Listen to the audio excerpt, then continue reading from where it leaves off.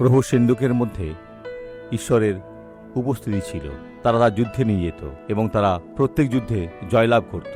আজকাল আমাদের অবশ্যই যিশুর নাম বহন করতে হবে, তাহলেই আমরা জয়লাভ করব প্রত্যেকটি যুদ্ধে। ঈশ্বরের উপস্থিতি তার নামেই রয়েছে এবং তিনি তাকে সেই নাম দিয়েছেন যা সকল নামের ঊর্ধ্বে, যেন যিশুর নামে স্বর্গে সকলেই নতজানু হয়। স্বর্গে দূতগণ, পৃথিবীতে মানুষ এবং পাতালে প্রেতাত্মাগণ। প্রথম বংশাবলী 13-14 পদে নিম্নলিখিত কথা বলা হয়েছে।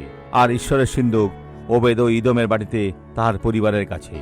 বহুদিন ধরে পলেষ্টীয়দের কাছে টিউমার আনার পর তারা সেটিকে বিদায় করে দিল এবং সিন্ধুকটিকে ঘিরে নানা ঘটনার পর সেটি থেকে গেল। 3 মাস থাকিল, তাহাতে সদাপ্রভু ওবেদ ও ইদমের বাটি ও তাহার সর্বস্বকে আশীর্বাদযুক্ত করিলেন। আপনার জীবনে, আপনার পরিবারে যিশুর নাম রাখুন সশ্রদ্ধভাবে, তা যেন তেমনভাবে ব্যবহার করবেন না। আপনি দেখবেন কতদিন আশীর্বাদ প্রাপ্ত হবেন এবং আপনি যা কিছু করেন তা করেন প্রভুর নামে। আসুন আমরা প্রার্থনা করি। পিতা, এই নামে এই ব্যক্তি আজ থেকে তার ঘরকে গড়ে তুলতে শুরু করবে।